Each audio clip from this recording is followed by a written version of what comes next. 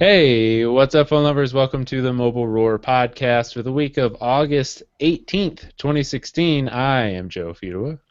I'm Chris Chavez. And I'm Ashley King. All right, we are back. Last Mm-mm-mm. week, we took a little hiatus because it was just one of those weeks where there was like nothing to talk about. Very good Nothing. We news. were making the notes like before the show, and it was just like, what We were like, even nobody happened? wants to hear about all this Pokemon Go news. We had plenty of Pokemon Go stuff to talk about, but Joe didn't want to. I mean, it was only like one Pokemon Go thing to talk about, but it was probably the most Yeah. important thing of the week, which means there wasn't a lot happening last week, so we didn't have the show. But that means this week we have more to talk about. And we have a couple new devices actually to talk about, so I'll hand it over to Chris to talk about the first one. Oh, shoot. Okay. I got yesterday there was an event in San Francisco at the Natural Science Museum, whatever. Um, and it was for the Honor 8. It's a brand new phone, Honor's first like premium flagship device. It looks Nice, pretty nice. nice 5.2 inches, glass on the front and back, 2.5D. So look, there's not a single edge on this phone. It's just smooth and buttery. It's actually too smooth. I mean, this thing is just slippery. I was going to say it looks really slippery.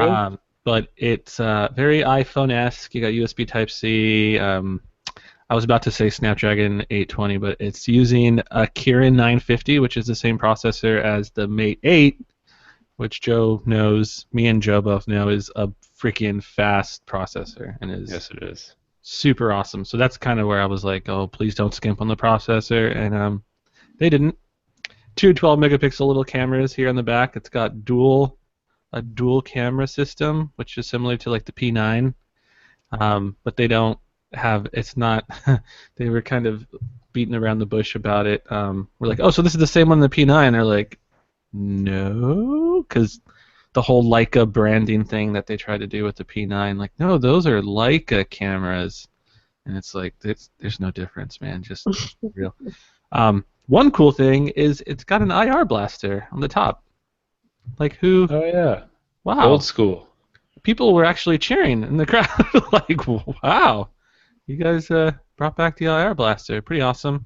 Micro SD, 4 gigabytes of RAM. Comes in two different storage options, 32 or 64 gigabyte, and it's got a really beautiful 1080p LCD display, which I love because I love 1080p, and it actually looks great on a 5.2-inch phone. Um, and it's awesome. It's actually really, really nice. It's some sort of weird Huawei fast charging proprietary thing again, which kind of sucks because now I literally have like 4 different phones and they all have different charging standards, and it's the most frustrating thing on the planet. Like I couldn't believe it when I heard it. You guys made another one. Great. I don't even understand all the charging standards, to be honest with you. Yeah, like Neither most of do them, I. they change with the voltage and the amps, and I mean, there's electrical people, electrical people that are good at it, and they understand all that. I don't. But I just know that with Huawei, it's a 9 volt, which I've never seen. 9 volt, two amp, which is kind of crazy. Nexus standard is a 5 volt, 3 amp, and then you have like OnePlus, which uses 5 volt, 4 amps, and it's crazy. So good luck trying to find a charger that'll charge this phone quickly because everything I've used has just been slow as molasses. But other than that, the phone's great. The pricing is just a little too expensive. It's $350 for the 32 gigabyte, and then no, I take that back. 400 and 450. So it's right up there with the OnePlus, but they do give you $50 gift cards and rebates. It's a $50 rebate if you buy it directly from Honor. If you buy it from Best Buy, Amazon, B&H Photo, and all those, you get a $50 gift card for those retailers through them. So it kind of brings the price down a little bit lower than the OnePlus, but the OnePlus is it's more premium. It's a better phone. I hate to say it, but I You like don't this got to phone. deal with EM UI or whatever they call that. Oh gosh, like we were we were in the bus with like all the other like YouTube guys. So like Honor invited a bunch of YouTubers, small names, semi biggish name people, and everyone was just crapping on EMUI, and we couldn't figure out like why Gmail notifications weren't going through, and that's because it's so aggressive at killing apps. It kills everything as soon as you turn off the display. Everything clears out the RAM completely, and you have to go into each app individually and set some of the notifications to show up and to like whitelist them and stuff. It's EMUI is pretty terrible. But that's a problem that they've had for a long time now. Yes. I mean, the 5X did that too. I mean, it's a Chinese company, and they're very proud of their Chinese software, and they feel like that this is what differentiates them from everyone else. I get that. Very proud. Do the Chinese like it? Yes, I mean apparently that's why they're so hesitant. We're talking to Taylor Wimberly, who used to work with Android and me. He's an Android blogger back in the day. He actually used to run the site, and then now he works with Huawei Device USA and the Honor brand here in the U.S. But he was saying how like he tries so hard, like that's been his mission and his goal is to get them to budge and to change, and he's always telling us like, yo, like if you guys want to blog about how much you hate it, go ahead, because he's like they don't listen to me. I'm just like like chopped liver or something. So do we have that to look forward to from you, Chris? Yes, 10 reasons why I hate EMUI. It's all over it. But he says to wait until there's the new EMUI 5.0 update, which is supposed to be incredibly great. And apparently on the Honor device here in the U.S., he specifically has he says it's very close to stock. The little notification pull down is more like stock Android. The recents is going back to stock Android. So I'm really excited to see what that's about, and I'll probably hold off on my post until then. But it's a great little phone. If it was only $100 cheaper, $100 cheaper, I think it would be fantastic. But well, speaking of phones that are a little too expensive, I have the Note 7. Oh! Probably the most expensive Android phone that has ever been made. Did you sell a kidney to get that? So yeah, just got it this morning, so I've literally only had it for like a couple hours, so not a lot I can say about it. But it really feels a lot like the S7 Edge. You know, it's very smooth and rounded and all over. I mean, it actually looked a lot like the phone you were just holding up.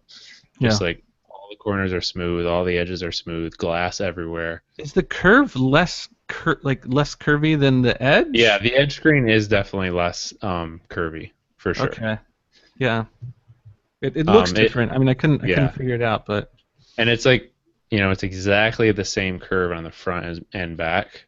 So I've heard a couple people say like you can pick it up out of your pocket or something, and it's like what side is up, what is the front? It's just like so uniform all around.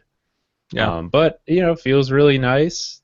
It's very snappy. The screen looks great. I was just telling Ashley before we started, the iris scanner is like really hard to use. You have to be sweet spot. You have to be like, see how far away it is from my face right now? This is like the sweet spot. Any farther away and it just will not work. Can you do it closer? Just pull it up like it won't do it. Because you have to get your eyes like right in the two circles. And so when I do have it right here, it is actually really fast. Like it's impressively fast.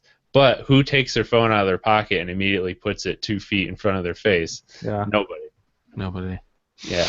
So you're saying it's a gimmick? Yeah. Not that there would be any gimmicks on a Samsung phone. No. Really? On a Samsung?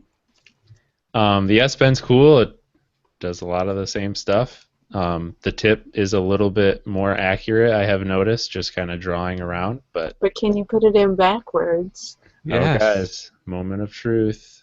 Yeah, this is as far as you can get it. They fixed it. So, like, you can't even get it in, like, past the clicky part. It's, yeah. So that's the Note 7. What color did you get? Is it like the navy blue? This is the black. Oh, black. Yeah. Nice. Very nice. And they have that weird baby blue color, which is like, and then you have like an orange border around it, the metal frame is like orange. It's really weird. I have to say that I am not a fan of glass phones. Not that they don't feel good, but just like Your looking at the back fingerprints of all this over thing them. is Yeah. disgusting. Yeah. Well, I've only like, had it for like 2 hours, and the back already looks disgusting. I mean, Yeah. I've been using this one all day and like no fingerprints, and that's because I washed my dirty hands, Joe. My hands aren't dirty. Your hands Every- are naturally oily. Every 2 hours, I wash my hands like no fingerprints. Yeah. Should be a That's probably why you burglar. get sick 50 times a year. But no, yeah. I mean, I'm gonna put a case on. I already have some cases, and I'm gonna be putting a case on. Even this. I have some cases, coincidentally. Just all these case manufacturers are sending me. Oh, cases. you have cases for the Note 7? Yeah, Note 7 I even got. I didn't even ask. Nobody even been like, hey, do you guys have the Note 7? I'll send you. Like, no, it's just like, hey, send them. Send them the Yeah, Note they 7 sent cases. it to me, and this was when I didn't think I was going to be getting this phone for review, and so I was like, hey, next time, why don't you ask first, because I'm not going to be having this phone, and I already have a million cases laying around my house. Yeah. And then I actually got it, so I'm like, oh, okay, I guess that worked out. They can do like a garage sale or something and just have like signs full of all these smartphone cases that I have because I have so many. You should be like Yeah. one of those mall kiosks just giving away. I Serious. should open up my own little cart. I just need to get a cart. I gotta rent a cart. I mean, you probably could sell Samsung cases. People use Samsung Yeah. phones a lot, but like random cases for like the HTC 10 or something, I feel like no one would buy. This Honor 8 feels very Samsung-y. That I hate the glass back because I like, and it's kind of an obscure phone right now, so there are no cases for it, and I'm like very concerned about this. You know, just it breaking and stuff. So like it's so slippery. Like there's no reason to make an all glass phone. Samsung has the excuse of like wireless charging, Right. but like with this phone and like some of the Sonys and stuff, You it's could like, make there's no plastic reason. that feels better than this, though. Yes, you can. Just make it plastic, and then I'll buy a glass screen protector to put over the plastic or something. You know, just something. It's just not wise, I feel like. But Have either of you used D-brand skins? Yeah, I have. And how did you like them? I hate Why do you They hate were- it? I don't like the rough edges on the sides. So when I was you gonna fi- say that's the only thing that I don't like about them is it's hard to get the edges right. Yeah, and yeah, that too is Like really when they crazy. curve, you're Mhm. talking like they don't want to Yes. stay down. Yeah. Mine stuck fine. It was just like I would be off like a millimeter, and that would just drive me completely Yeah, bonkers. see, that's what bugs me about skins. Because I've thought about getting like a matte black skin just to put on the back of this so it's not such a fingerprint magnet. Yeah, that would be a good idea, I think. Yeah. But yeah, I have like the stone one. I was actually thinking about maybe doing a post on it, but I'm just not sure. I don't want to just do a post ripping on it, but I have a stone concrete or whatever for like the Yeah, 1+3. concrete. And I had it on for like a good couple of days, and then eventually I was like, I don't like this, and I put a case over it. And the cool thing about the skins is you can still use a case with them, which is kind Right. of weird. But I was just like, okay, this is stupid. I'm gonna take it off, so I just got rid of it. But they need to make like one. You know, they have the new 2.5D glass Yeah. screen protectors and stuff with little edges that curl over, and it feels great on your thumbs. They need to make a freaking skin that has that without the dang rough edges, because that's really what bothers me. Well, do you guys use because if you watch like D-Brand's installation videos, they use hair dryers when they're like you like heat up the edges before you curve them over. Do you guys do that? Oh. No, I don't. I just didn't do stick that it with the on one that I use now. I wonder how much of a difference that would make. And I had like a couple of bubbles in mine that were. I didn't have any driving me nuts. bubbles, but I was just putting it on a LG G3. Yeah, it was like, this is cool for like a day, and I was like, I want to get rid of this. It's driving me nuts. All right. Well, anyway, I'll have more to say about the Note 7 next week. But until then, nice phone. I feel like that's what I always say about Samsung. It's a nice phone. What you say about every. It's a nice phone.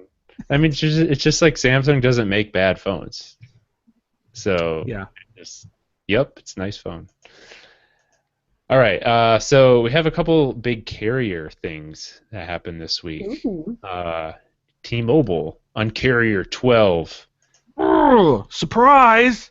I'm back. Yeah, the video that they announced this had like the most cringeworthy name I've ever seen. The video that hello hashtag uncarrier 12 dot dot dot RIP data plans T-Mobile changes the industry again. Again. That's the title of the video. That's like, oh my I mean, I just god. feel like he's getting like his like scripts and stuff from like someone that did WWF or WWE. Yeah, or something, yeah. and it's just like, oh, it's like trash talking Verizon so much. Like it's just so funny. Like I want to put him in a ring with like Verizon CEO or something.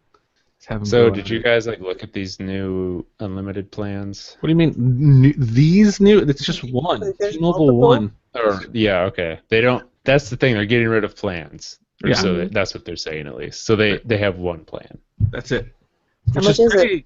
pretty crazy. That's I mean, because before what they had all the different like caps that you can get, and then you had also a separate unlimited plan that was a little more expensive, and now they're just like boom, all unlimited, which is kind of nuts. But pricing is $70 for the first line, $50 for the second line, which comes out to both lines being, when you divide it in half, $60 a line or something. Yep.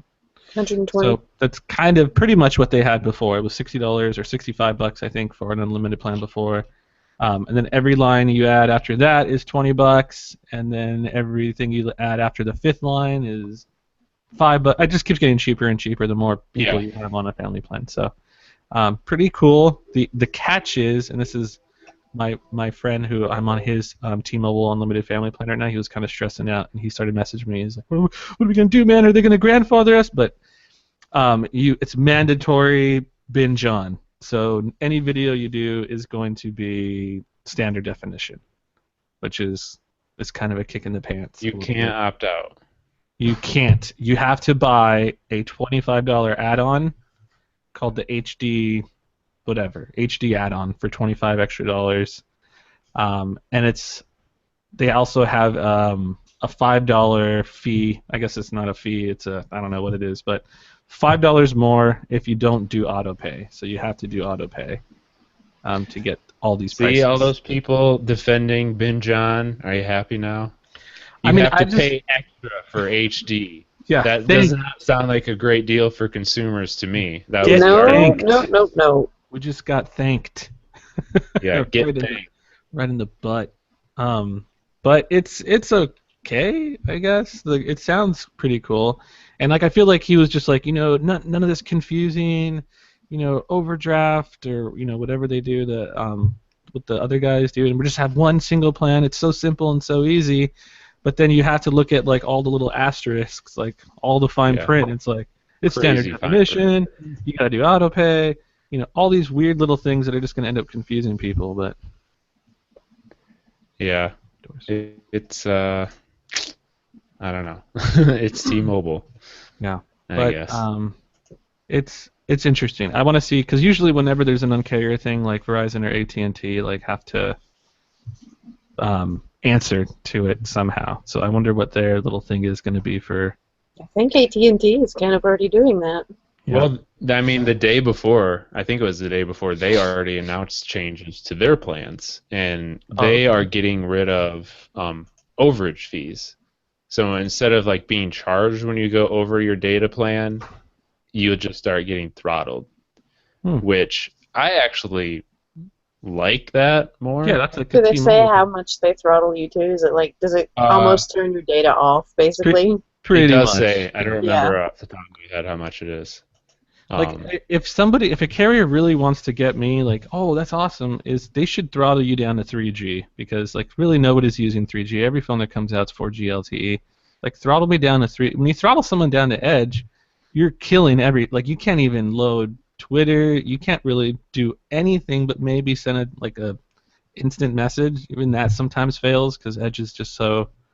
I don't know how we lived with it for so long, but it's just different nowadays. It's like Edge is basically like you're cutting me off. Like why even bother? 2G, but yeah. I mean that's cool. Yeah. I guess it's like two different. It's two really different approaches. T-Mobile's like, let's just get rid of all plans. AT&T is sticking with plans.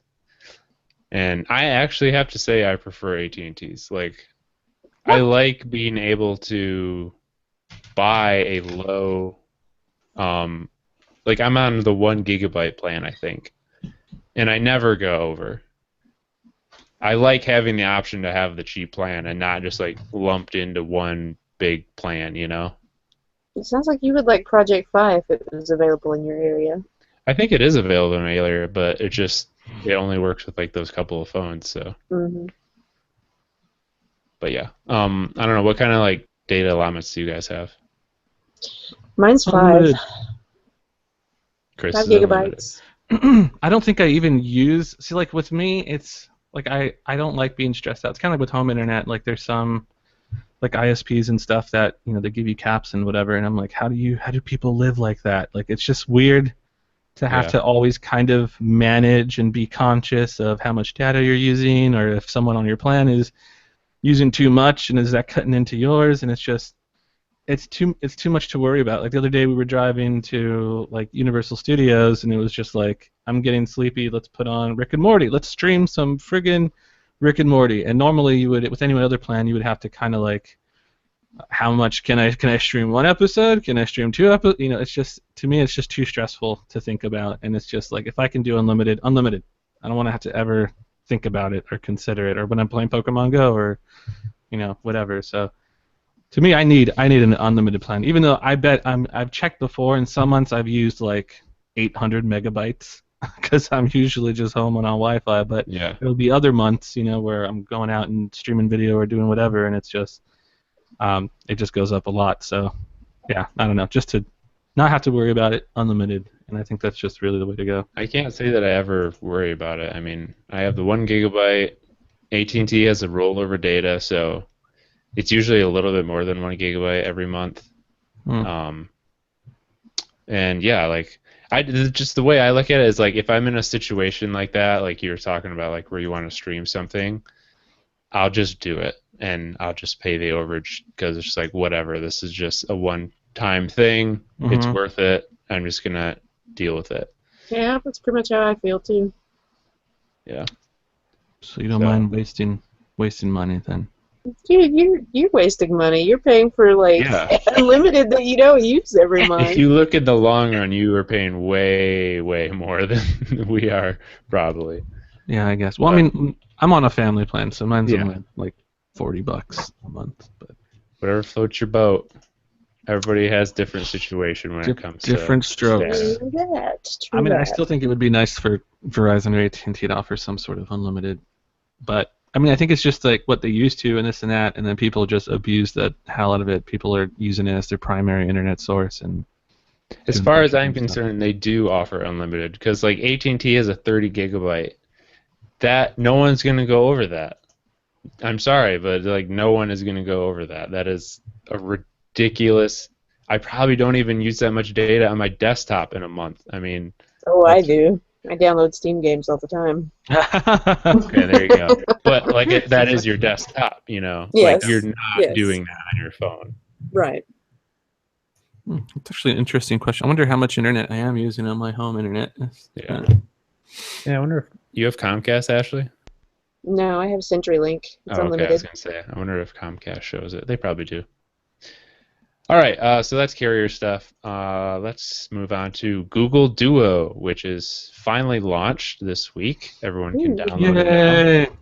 If you remember, Google Duo was shown off at Google I/O, and it's a standalone video calling app. That's all it does. You sign in with your phone number, and then you can call anyone else who has signed in with their phone number and do a video call. And it's just a very bare bones app. Right now, you can't even do audio-only calls. It has to be video calls. Audio-only calls are coming soon. But, yeah, what do you guys think about this app? It sounds like Google's trying to take on Skype. Yeah. Or FaceTime. Yeah, FaceTime, I feel like, is what they're really trying to go for. I like how there's no... You don't need to make a Google account. You don't need to make an account or anything. You just plug in your telephone number, and as long as you're using the app, you're That's the you're good to go. biggest barrier to get people to try new things like this. It's like, do I gotta Anything. sign up? Yeah, like now I gotta think of a password that I'm gonna forget in a week. Which password Yeah. do I want to use? But yeah, like this is just so simple. It's kind of like WhatsApp, or like a little bit, where it's just use your telephone number, and then it shows you everyone in your phone book that's also using it, and you can just call. It's just like so simple and easy. I do like the simplicity, but I have a hard time getting excited for video calling. Yeah, that's kind of like what I was talking about with Justin, who I went to the event with. But like, just I don't know. I felt like back in the day, everyone was so excited about video calling. Like, when you think about the future, and like, Star Trek, and you can like see the person you're talking to, and our house phone. This is back before there was really even cell phones, and it was just like, your house phone will have video calling, and like Back to the Future, like boop, show someone that you're talking to, and it just sounds so cool.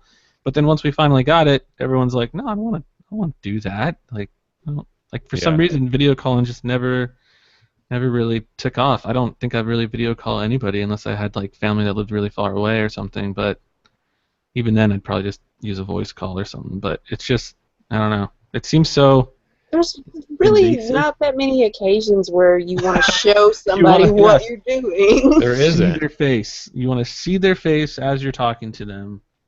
And I'll say there are even fewer where you want to show them live. Yeah. Like maybe you would send a video to someone on Snapchat quick, but like There to you go. actually do a live video of it Yeah.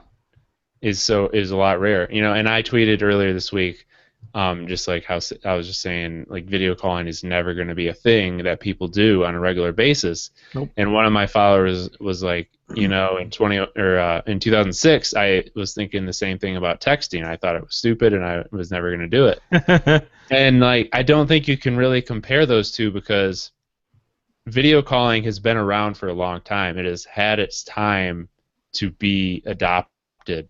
And what helped texting was the advent of like slide-out keyboards, virtual keyboards, and it became a much quicker way to communicate than phone calls. Video calling, there's like no barrier. It's super easy to do, but it's not easier than texting. It's not easier than a phone call. People just aren't going to do it. Like the only time I do video calls is my sister lives out west, and we'll do video calls with her. But that is something where it's like, we plan it ahead. We all sit down around a computer and Skype. It's not like out and about walking around all of a sudden, hey, I'm going to do a video call, blah, blah, blah, Yeah. People don't do that, though, because there's like this pressure to almost to be entertaining. Like if you're going to live call someone, you don't want to be boring and just staring at them. Not only that, but you have to, and I think a lot of people forget, because when you're on a phone call, you're kind of just like, whatever, holding it to your ear. But like with a video call, you literally have to like, oh hey, what's up? Like walk around. I mean, you can't just kind of. You could have it to the side, but then you're getting this weird angle, like someone's nose, and like. Yep. So like you're trying to like pay at the cash register, and you're trying to have a phone. Like I mean, it's just so much effort, and it's like it's almost as invasive as this like a regular telephone. It's more than a regular telephone call, which is already kind of. I'm very anti phone calls in general, but. This is just like, now I don't just want to hear you, I want to see what you're doing. Let me get into your life, and someone's just shoving their head through your phone, and you're just, I don't know. It is cool how you can see the person before you answer. Like, I think that's a pretty good feature. Yeah. But yeah, which is opt in, or not opt in, opt out, so you can turn it off if you want, if you don't want. And it doesn't, if someone calls you and you don't have them in your contacts, you can't see them. Yeah. So that's kind of neat. Yeah, I mean it's a really nice app. I just don't see a lot of people using it. Yeah, I would be so surprised if everyone is just like, yes. I mean, it's just like a lot of blogs and sites are saying it's just kind of like 10 years too late or 8 years too late or however. I mean, it should have just came out a long time ago. It's not even 10 years too late. It's just like it's not even late. It's just not going to be used. I mean, apps that came out 10 years ago who were ahead of their time, no one cared about them. So, yeah, it's just one of those things, I guess. Yeah. But where the heck is Allo? Yeah, it is so weird that didn't come out at the same time. I don't think they ever talked about them like being paired up or coming out at the same time, or both are coming out. Will release simultaneously or something. But it's just weird to just. But they were announced at the same time. They were like put in the Play Store around the same time. This is Google Allo and Duo. Yeah, they sound like they go together. Yep. Mm-hmm. So odd. And then it's just like, no, we'll just don't talk about Allo. We'll pretend like it never happened. But I'm sure it's coming out soon. There are people who are testing it. They shall remain nameless, but so it's coming. But it's just weird to launch that without Allo. All right, so moving on, LG V20, we've talked a little bit in the past. We had some more information come out about that, and surprise, surprise, LG may not be giving up on the modular idea yet. Wow, they're going to go full 2016 with it. Some people are really upset about this because they're like, oh, didn't they see how, the sales of the LG G5? But, I mean, like, these phones are planned way in advance. So like back in 2014 or last year or whatever, they were like, we're going to release a G5, it's going to be modular, we're going to went all in with modularity, we're going to release the V20, it's got modules, and they start planning it, designing it, manufacturing it, all this stuff. So it's not like they're just going to pull back and be like, no, let's just redesign it and take out the modules. But I think LG's probably like, this isn't going to do well for us. But I mean, to be fair to LG, the way that they do modularity, it's not important to the phone. Like, you could just see the phone without the modules is just a regular phone. It's not like the Moto They're Z just more like accessories than right. And for this one, so the rumor is that it's going to include an extra battery and the hand grip thing, like the camera hand grip that we saw with the G5, and then there was this weird thing called a memory module attachment, which no one really knows what that is. Like, why would you want a module that what has if more it's memory? like some way that they put an SD card reader in the phone? It's like you have this module. Sized SD card, like yeah, that's what you that want an sounds SD like card? me. Just slide in this stupid Give you an module. SD card? Here's a floppy disk drive. That would be weird though, because LG has floppy really disk. never like given up on the SD card like everyone else has. Yeah. Yeah. I don't know. It's going to be a strange phone, I have a feeling, because already has that weird second screen thing going on, and Which doesn't stretch all the way across, which I really wanted. It still stops where, like, I guess some front-facing like, why? I don't know what the whole deal is behind that, but that just bothers me to not have like a symmetric phone. All right, so I think Chris is going to have some thoughts on this next topic. We saw some more leaked images of the Nexus phones, some actual photos this time, and like always, there's discussion about bezel. Nexus phones, I don't know why, but they just seem to be bezel-licious. It's like Bezel-licious? That's how you're going to describe it? It's bezel-licious. So if you haven't seen the pictures, was this the sailfish or the marlin, or at this point are they pretty much exactly the same? Yeah, they're the same, it's just in different sizes, and the sailfish is the smaller one, I believe. Yeah. So we saw a leaked, like, actual photo, and it's taken at this kind of odd angle. It's not like a perfect straight on. Yeah. But in this photo, it looks like a previous HTC phone, the Desire something. What was the number, Chris? Do you remember? I never remembered the Desire numbers. It looks like a Desire phone, which had like capacitive buttons and an HTC logo and a fingerprint scanner on the bottom bezel, except this Nexus phone has the same size bezel, but none of that stuff. So it's just like a big blank bezel, because there's virtual button and the... Why? Why? I mean, people are saying it's a recycled design and this and that, which some people found a little surprising. But I mean, at the same time, every previous Nexus phone has kind of just been a variation of whatever that manufacturer was making at the time. So they're saying, yeah, this is like the Desire. Ron Amadeo, I believe, he posted like a GIF of showing them like superimposed on top of each other with the A9. So he's saying it's basically an A9 front, which had a fingerprint sensor on the front. Yeah. Which this one doesn't, but then you still have that giant thick bezel for no reason. So I mean, the pictures never paint, like any leaked photos never really paint phones in the best light ever. Nope. Every phone that's ever came out that people say is beautiful, and the leaked stuff, everyone's like, ugh. But so like I'll have to wait to see it, and maybe the bezel won't bug me as much. But it just seems so. With virtual buttons, that kills me. And there's some people, there's like two camps of people who are like, bezels don't matter. You can put like a giant bezel on the phone, I don't care. And then there's people that are just like, no, I want to see smartphone design change to where the bezels are always shrinking, and we just have like a solid, all 100% screen eventually. Which I'm kind of in that camp a little bit. Like I want to see them shrinking them down a little bit. I don't mind there being a bezel, like a little, like an inch or something, but just like when it's already thick as it is, and then they have the I don't think on-screen you buttons. understand how big an inch is. Yeah, Because I can guarantee the bezel in that picture is not nearly an inch. Okay, so it's 2 inches. It's got a 2-inch bezel. No, you're going the wrong direction. It's basically half of the phone is all bezel, and then you just have a screen on top. I would like to get to where there's no bezel on the top of phones, but I find that phones like the Samsung phones where they have capacitive buttons on like the very bottom, I find that they are sometimes hard to reach because there's just like there's no room underneath the buttons for like your palm and stuff. So I don't know. Oh yeah, I guess I can see that. I'd like to see there be a little bit more room. I mean, on the top, I think it'd be great. Like, wasn't there a phone that had like no bezel on the top? The Sharp Aquos or Sharp Aqua something. That thing looks cool. Yeah, I like that phone. That is like a futuristic-looking phone to me. Not a phone with no bezels, but like it was on 3 sides.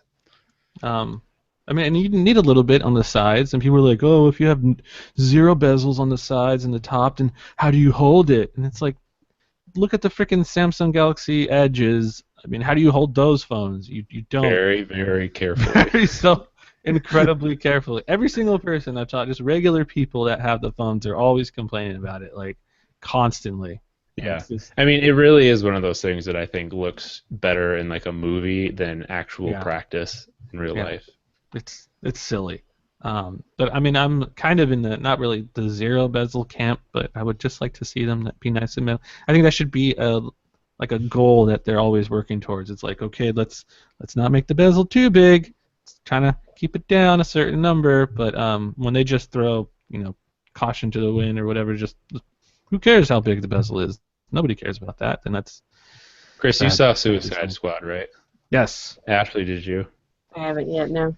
All right, so Suicide Squad, the thing that like keeps them from running away is that they have explosives in their neck, and the lady can tap a button on her phone at any time, so like to keep them in line. But it's really funny because in the movie she keeps holding her phone like this, and her fingers are like right over their faces. And I'm just like, if I was one of them, I'd be like, please, could you just like that, put your fingers directly on the it's like when you accidentally select something and then you have to like drag your finger like away so it thinks that you're just scrolling or something. Yeah, I do that all the time. Actually, that reminds me of something with the Note 7. I'm having like some weird touch issues. Like if I'm scrolling and then I try to tap something, it like won't register. Like I've had to tap twice on things a lot, and I've only been using the phone for like a couple hours. Like it's almost too sensitive, I want to say, and maybe I'm not used to it. I don't know. I'm gonna keep an eye on it while I'm using it, but it's been kind of weird. All right, so our last little bit of news, we do have some Pokemon Go stuff to talk about. So yes, this is my favorite part of our podcast. So Niantic is testing some new trackers. There's going to be like, this is being tested in San Francisco right now, I think, and then hopefully it'll be rolled out soon. But there's going to be like 2 sections in the nearby tracker. One will say nearby, one will say sightings. The nearby section is going to show the Pokestops that are near you and a like icon of the Pokemon that's actually at that Pokestop. So if you go to the Pokestop, chances are you're going to catch that Pokemon. That's so cool. Yeah, it's sort of like blending the third-party tracker apps with Pokemon Go. Yeah, it's awesome. Yeah, I think it's a really great idea. It'll get people to go to the Pokestops more. Yeah, I feel like this is more of a business move on their part of because they want to sell Pokestops to businesses, and businesses are like, well, how do you guarantee that they're gonna come to mine? Like, there's Pokestops everywhere.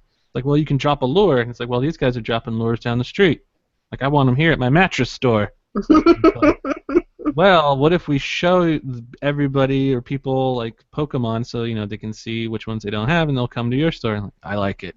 Sign me up. So I get it on that part. And some people are saying it's kind of cheesy and a little cheap, but it's not showing you every Pokemon that's around that Pokestop. Right, it's literally just one. Yeah, for you each get Pokemon one, stop. and maybe you can tap on them, and it tracks them. It shows you like map zooms out. I actually got to try this in San Francisco when I was visiting, and I was so hyped. You have no idea. Once the plane landed, like fired up Pokemon Go, and I was like, I tried the new tracking system. This is so cool. So it automatically changed your app to that when you got to San Francisco? Yeah, like right now for everybody, all you see is sightings, which is just right, like you don't know where they're at. Pokemon that are around you. Yeah. But that only takes up like half the screen. So once I landed in San Francisco, like it just like boop, like moved it down, and all of a sudden, broop, nearby showed up, and then showed you all the Pokemon and stuff. And San Francisco is kind of crazy when it comes to Pokemon because everything spawns there, like everywhere.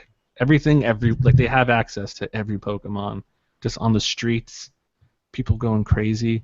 It was really fun, and it worked really well. And it wasn't cheap. Didn't feel cheap or cheesy at all. It was Chris's highlight wasn't the Honor 8, it was Pokemon Go in San Francisco.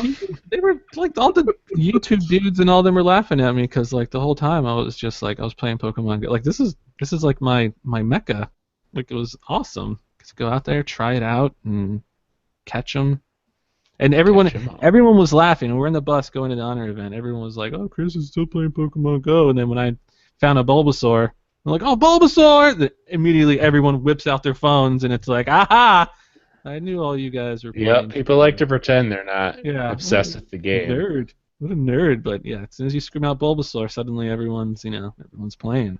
But yeah, I actually I was playing the game recently with one of my friends, and he tried to pretend like he doesn't care about the game that much. It's like, oh yeah, I only play it like, in my car, he said. And I'm like, dude, don't only play it in your car. That's how you're not supposed to play it. But he's like, no, I just play it whenever I'm driving somewhere. And I was like, oh, okay, well, you're going to get in an accident. And then I'm like looking over his shoulder at his phone, and like he had done the Rainer trick for Eevee. I'm like, oh yeah, you don't care about this game, huh? But you know all these tricks to do. He's looking up the tips and tricks. That's funny. Yeah. So then the other thing with Pokemon Go is that Niantic has started permanently banning people for some of the more severe cheats, like GPS spoofing, botting, stuff like that. A lot of people. These people, they got an email. It's like, your account is terminated. Yep.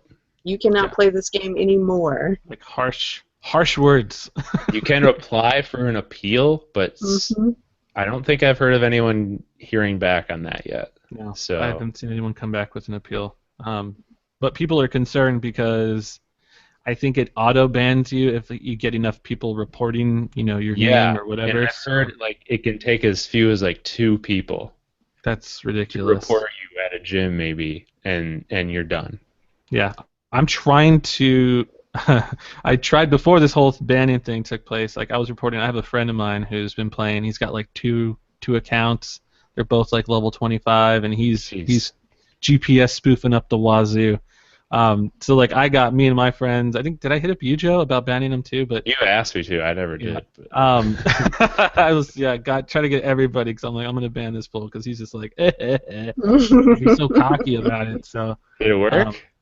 I don't know. Like, and he's not gonna say anything. It's like one of those. Normally on the internet, it's always like Pixar, it didn't happen. Now it's like Pixar, it did happen. Prove it. Prove you're not him up and be like, hey, let's go play some Pokemon. No, so like this weekend, that's what we're gonna do. We're gonna go out, and then I'm gonna casually look at his phone and see, like if it's the same account. He's got like a level 3 account. Oh, what happened there, bud? Starting back from scratch. Because even when you're GPS spoofing and all that, you have an unfair advantage, but you still gotta catch them. You're still trying to go to Pokestops, and like you still got to put in some work. So if you hit level 30 and stuff, like it's got to sting, even if you're cheating, to have your account banned or whatever. But I've seen a lot of people nervous because there's a lot of like third party, like not strictly speaking cheating I would consider, but like there's IV checkers. Yeah. Where you can like look up advanced stats of your Pokemon that don't show up in the game.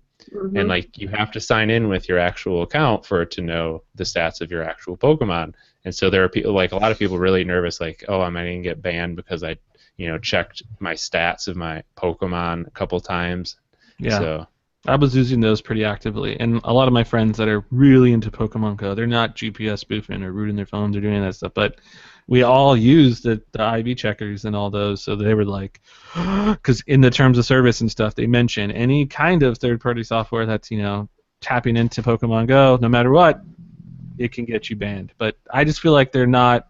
I haven't heard of anybody yet, like in the Pokemon Go. Me either. I don't think they're going to go after those people. No, not at all. I mean, maybe once but they have 47 million users to focus on right now, so I'm sure they're just going to ban the It's crazy though. I will admit, like as soon as they started banning people, gyms that I am near became so much easier. Like I didn't think that there would be that many people cheating in my area, but actually the gym's levels just went down. I was surprised because, like I said, in San Francisco, you drive anywhere, there's Pokestops on every corner, there's every type of Pokemon, and my girlfriend in the little chat that we have, our friends are like, dude, I bet everyone there's level 34. These gyms are hard, and every gym I went to, it was just regular folks, just like me, level 22, level 24, and I was like, I bet they all got banned. But yeah, anytime you see someone level 30, you always, you scratch your chin. It's just I don't know. It's really hard, unless they put in a lot of money. And there's some people online that they're like, oh, my account got banned, and I invested. I was GPS spoofing, but I gave them money and I paid. There's always that. Yeah, I was, but. But I gave them real money, and they can't just do this. I'm gonna sue them, and it's like you broke the terms of service, bro. You were cheating. Yep. All right, moving on from Pokemon Go. So Throwback Thursday for this week. Oh. Multi-touch and pinch to zoom. Oh. I bet there are some people who listen to this podcast who probably don't remember a time before multi-touch and pinch to zoom. But the first few Android phones that came out for a while did not have pinch to zoom or multi-touch because that was a strictly iPhone thing. I remember that. I was like, oh, I wish I could do that. Why do iPhones get to do that? It was one of the reasons why you rooted your phone. There was when you rooted it, they had you could do multi-touch, and that was the cool thing. And then they hacked versions of these apps and stuff like Maps or whatever where it could do it. It was all choppy and looked ridiculous, but it's I got pinch to zoom. That's what I remember showing my friend. He's like, oh, you got Android. You can't do this. And I was like, but it was all wonky and glitchy and silly. Yeah, I vividly remember Google Maps, and all there was a giant plus and minus button for zooming in and out. Yeah. What was it? HTC Sense, and this was one of the coolest things about Sense at the time was Android was very basic. There was only certain things you could do, but Sense was bridging that gap, giving them extra features on Android and stuff. But one of those was pinch to zoom, and that was the cool Sense feature was pinch to zoom. And I remember, I think it was the Droid Incredible was one of the first ones that had pinch to zoom, and people were on their photos and just going nuts. That was the feature, and you can pinch to zoom, just so basic now, but back then it was the cool thing. Now, correct me if I'm wrong, but reason that Android didn't have it was because Apple was trying to patent all that stuff, right? Yep. They had patents on it, and weird stuff like the over-scrolling bounce, just certain UI things, and that was kind of the big deal. I feel like it wasn't even that long ago, but I guess it probably was 4 years ago or whatever. But when they took Samsung to court and stuff, and it was just can Apple patent just basic UI fundamentals and stuff? But they're the ones that kind of created the whole bounce effect when you would scroll. Yeah, they totally invented it. And then that's why Android got rid of it, Samsung got rid of it, and they just had like that when you'd hit the thing, a little glow thing would show up, like a glowing edge or whatever. It still doesn't have it, I don't think.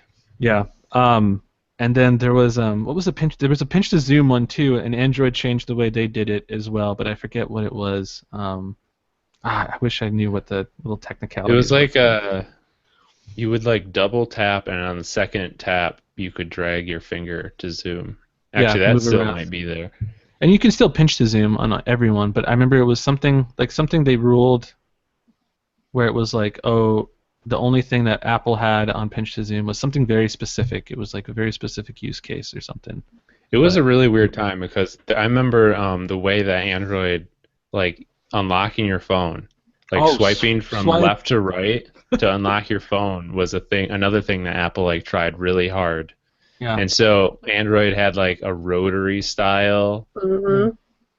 They had all these like slightly different styles to unlock their phones. And the rotary one was slide to unlock as well, but then they kind of got rid of that one. I think that was only like in Froyo for like one release, and then the next one they got rid of the rotary thing. But and I think it was because of the patent stuff. But like an ice cream sandwich and stuff, you'd have like the circle, and then you would just move it around, wherever you want. I actually really liked that lock screen. Yeah, it wasn't technically slide to lock from left to right. It was slide to anywhere to unlock. So it was a weird time. Very weird time. All right, so let's do some wins and fails of the week. I'm actually going to do 2 wins this week. Cool. First win is going to be something I noticed on the Note 7 that I hadn't heard about until I got it. There's this feature called blue light filter, and it is like, it's kind of shift. I think it's called night shift in Does iOS. it work like Twilight? Yeah, it's sort of like Twilight. So when you have it enabled, it like removes the blue light from your phone and makes it a lot easier on your eyes at nighttime and stuff. But there's like you can actually have it come on at sunset and turn off at sunrise. Oh, so it works a lot like Flux. That's cool. Yep, you can do a custom schedule if you want, and you can like adjust the harshness of it. But I think that's really cool. I didn't know that Samsung had added that, and I'm totally going to be using it because I always use apps like what is the one I call it? Oh, Darker, which just like dims the screen a little bit more and adds a tint. So now I won't have to do that. Do you use auto brightness on your phone, or do you just do it manually usually? I usually have auto brightness turned on, but then I will you can still move the bar a little bit. So in certain situations, I'll tweak it a little bit. That's cool. I know the Note 7 has there's a sensor on the back and the front, so that it's supposed to be way more better at doing the whole auto brightness thing than any smartphone or whatever. But that's kind of cool. My second win is going to be Pokemon Go related. So I haven't played Pokemon Go with other people a lot. I've played it with my wife, but a lot of my friends don't play it. And so I haven't really had the experience of going out and playing with a group of people that so many people have done, which is supposed to be really fun. And so this last weekend I was camping with a big group of people, and a lot of them actually play Pokemon Go. So we got to play together, and they were on the same team as me. They were all Mystic, and I'm on Valor, so we couldn't just go dominate gyms, but it was really fun to just be walking around trying to find Pokemon. We went to a Pokestop, put down a lure, first time I've ever been able to actually do that and make it worthwhile. Hung out there, and there was a Pokestop, or there was a gym right in the campground, walking distance from our sites, and so we kept stealing the gym back and forth from each other all day. We would sneak up, and I would steal the gym out of sight from them, and they would be like, what's happening? And they'd look around, couldn't find me. It's just a lot of fun playing in a situation like that where there are so many other people playing the game at the same time. Yeah, it is actually really fun. It's hard to find people that are all on the same team, which is kind of why one of my wish list things was being able to change your team at least once inside the game, Yeah. You can send them a request or something, but I mean, good luck. They're kind of I wouldn't be surprised if backlogged. that's something that they eventually sold in the shop, like a team change token or something. Yeah, and even that I would probably pay for just so that everybody can be, all my friends and all of us can be on the same team, because it does kind of suck. We go out. Luckily, there's me and my girlfriend and one of my friends are on the same team, but then there's like his brother that goes with us. He's on Instinct or whatever, and it just kind of sucks because he's like, oh, and we're like putting all of our little guys in the gym, taking it over, and doing all that fun stuff. But it is super fun. People don't realize how fun it is when you actually do get to play with people. It's fun. Mm-hmm. Yep. All right, what do you got, Chris? My win for the week is going to be something called the L Shot. This is also Pokemon Go related. I'm sorry, guys, but The L Shot? Yes, this is something I didn't know existed, and I forget where I even saw it at. I think it was probably on Reddit or something. But there's a specific shot. So you have the curveball. You do the little spin, and then you throw it, and it curves, and bink, which most people have tried to mastered already. There's also this thing called the L Shot, which is awesome because right now there's this glitch where if you throw the ball, it's like a super shot. You like have like the arm of Superman, and it's like flying off into like another country or something. The L Shot is awesome because you don't have to worry about that. But you grab the ball, you slide all the way to the edge, and then you let go wherever the position of the Pokemon is. And when you let go, it was called the L Shot. Yeah, it goes you do and you let go and it goes boop, and it almost I've gotten like so many greats, so many whatever nices, and because it just always goes right in the middle of the little Pokemon where the circle is, and it's like, dude, completely changed my life. Yeah, and some people are like, oh, I've known about that. I've been using that since the game came out, and it's like, what? Like, how do you even figure like you're gonna grab it and do an out? Like, how? But I mean, I didn't know about it, and it's amazing. Everyone I show is like, oh, yeah, it's life changing for real. And you don't waste as many balls because you're hitting the guy right in the middle, and you're getting the bonuses, and it's great. That's my win. Apparently, Joe knew about it because he's a hipster. My fail for the week. I know all about Pokemon Go. My fail for the week is going to be Honor and just their whole kind of. I guess like their branding or their slogans and everything kind of about what the brand sort of stands for. It's just so weird. So originally in China, Honor is kind of like a subdivision of Huawei, where they just focus on millennials and they're the cool sub brand, whereas Huawei is sort of more has like an uppity business, luxury smartphone type of persona or whatever. So to appeal to the youth, they made the Honor brand, and apparently China thinks that they can somehow, or not China, but just Huawei thinks that that'll directly translate to the U.S. market. So they're like, we'll just bring it all over to the U.S. We're going to sponsor extreme sports events. We're going to sponsor these music festivals the kids are all into, South by Southwest, and then it's going to put our name out there, and everyone's going to buy our phones. And during the announcement, it's just super annoying. I wouldn't say offensive, but just annoying that they refer to us as millennials constantly, and they're like, oh, we know what you millennials want. You guys want, a cutting-edge smartphone that's affordable because you're too busy skating and taking selfies, and it's just so cringy, like so unbelievably cringy. It's like, you guys have a great smartphone, like quit trying to appeal to this like generation Y. It reminds me of that. What is that movie where Steve Buscemi is like dressed as a kid? Like, how do you do? Yeah, that's what they're doing. It's just like an Honor CEO guy. He just shows up with a skateboard. How you do, fellow kids?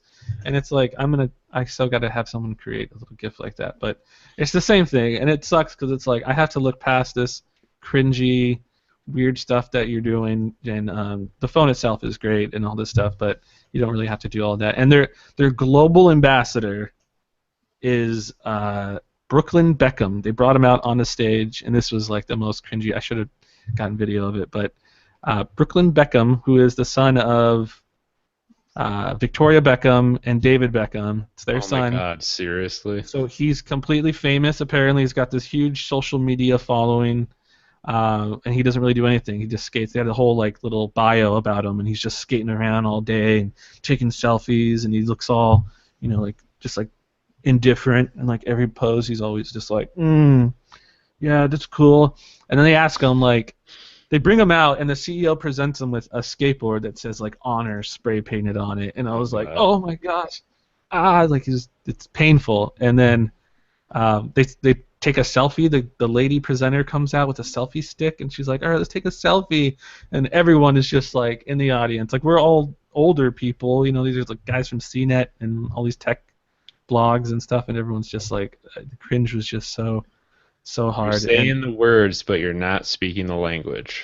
Yes, it's just I couldn't believe it. But I mean, their little honor CEO guy was so like pleased with himself. He's like, see, we know what's up. Like it's just so awful. But that's definitely my biggest fail for the week. Oh, I think I have secondhand embarrassment just hearing this yes, story. Yes, he is. Yep. And then the girl, she like asked him, she's like, oh, what's your favorite feature of the phone or what of the phone? And he's like, my favorite, or what's your favorite camera feature or something? And he's like, my favorite camera feature is the camera. And then everyone's like, what the freak is he even saying? And he was just, it was just so terrible. And he's like, you know, I like to take a lot of photos of myself. And he had the blue steel down though. I'll give him that. When they like as soon as the camera went up, he was just all like, like just, it was terrible. It was really bad. Awful. Yeah, no honor. All right, Ashley, what do you got for us? My win is going to be matte screen protectors. I've never really been a huge fan of screen protectors, but I bought a cheapo Android tablet because I like to read ebooks, and Amazon's Kindles, the way they've designed them, they don't do side-by-side panes anymore, so it feels like you're reading a book, like this is one page and this is one page. You only have the one. So I bought a tablet because I want to have that. And the glossy screen was really throwing me off when I was reading because the lamp was reflecting on it. I was like, God, how can I fix this? Matte screen protector. Perfect. Boom. It feels just like a Kindle. Like if you like reading so it feels like an actual book where you have two side-by-side panes, get a cheapo tablet and you can turn it into a Kindle. Oh, I never even thought about that. I have a Nexus 7. Mm-hmm. What was the last one they made? 2013? Yeah. Yeah. Maybe I should get a matte screen protector for it. There you go. Make it a nice little e-reader. Yeah. I actually have been using that again lately, and I will say it has aged pretty dang well. It still works very well. Mm-hmm. Top-notch hardware from Asus. Asus. Do you have a fail, Ashley? I don't. No fail this week. All right, I thought of one that I can have for you.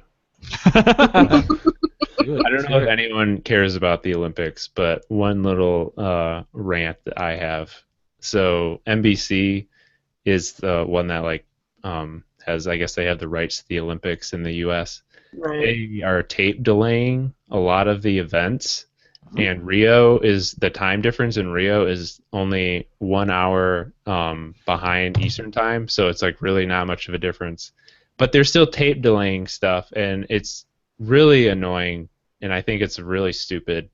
So like my sister, like I mentioned earlier, lives in the West Coast, and like one day it was one of the big Michael Phelps races, and I quote spoiled the result to her. But I'm just like, this is a freaking worldwide event. Why am I spoiling it? Just play the dang events live. It's so stupid. Yeah.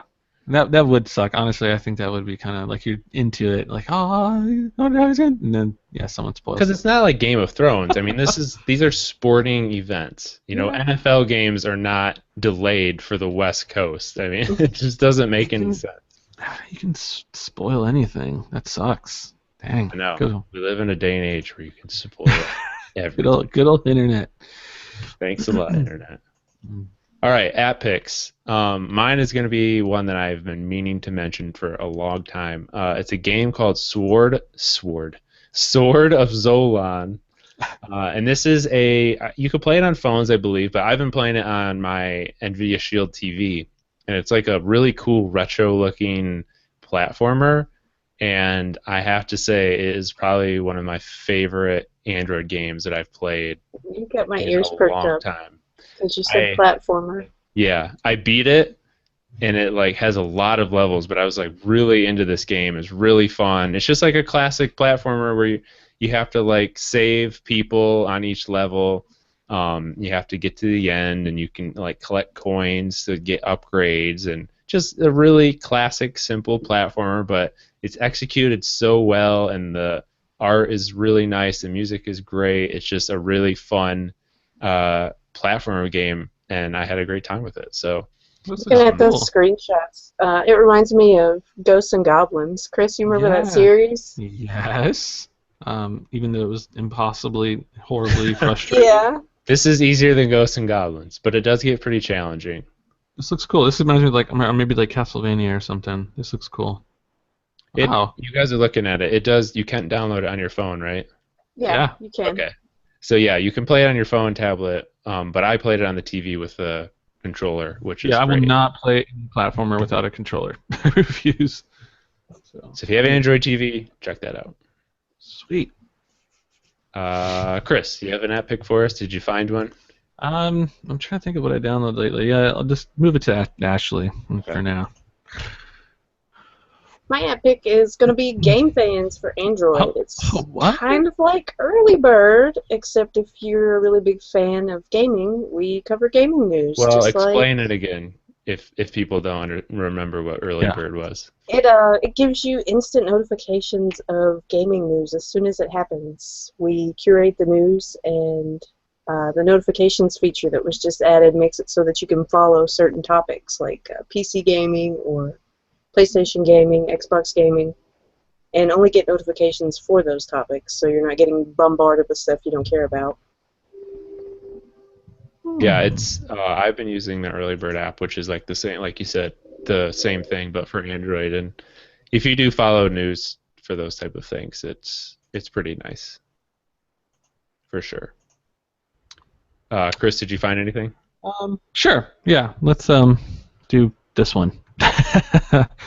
In my quest of finding I've been looking for like a good gallery app forever. I'm always on the lookout. One of them is called Leaf Pick. It's one word, and it's actually pretty cool. I like it. Very minimal, very material design. It's got some cool ways to adjust the theme of it. You can change the basic theme, primary color, accent color, all that cool stuff.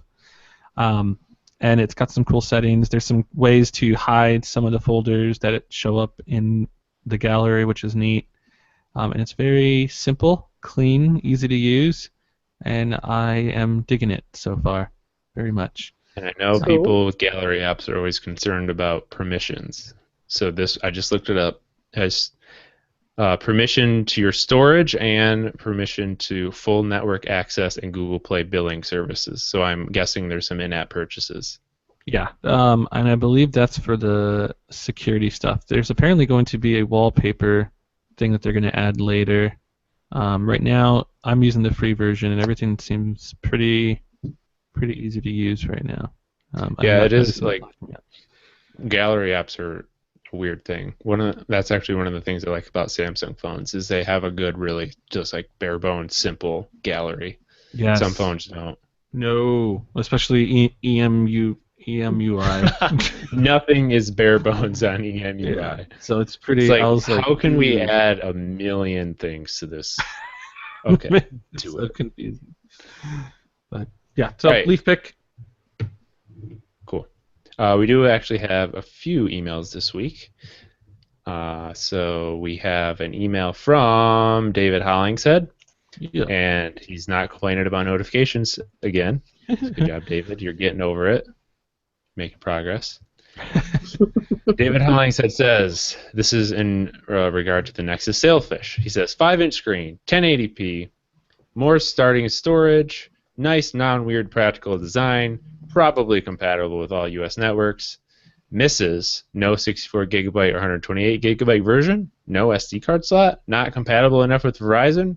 What is up with the crappy battery? They seem to be getting better every generation, but so incrementally. Battery's just not moving. I'm almost giving up on that practically, unless it's just like a smartphone that just targets it. But like it doesn't seem like there's a trend where. Well, these phones were made before Pokemon Go, so Yeah, I have maybe faith that'll that Pokemon Go is going to make batteries get bigger. get a nice Nintendo branded smartphone or Pokemon branded one. That'd be great. giant battery. I want to say that some people think that the Moto Z is a good Pokemon Go phone because it has a attachable, thick, nice little extended battery. But apparently, when Justin was playing while we were in San Francisco, the phone was eating up battery faster than that thing would charge it. So keep that in mind. If you see anybody that's like, oh, top 5 Pokemon Go phones, if they list the Moto Z in that list, they don't know what they're lying. About. They've never used it. So I'm actually looking forward to see how the battery does on this Note 7 while I'm playing Pokemon Go. Yeah, should be okay. All right, our second email question is from CLE.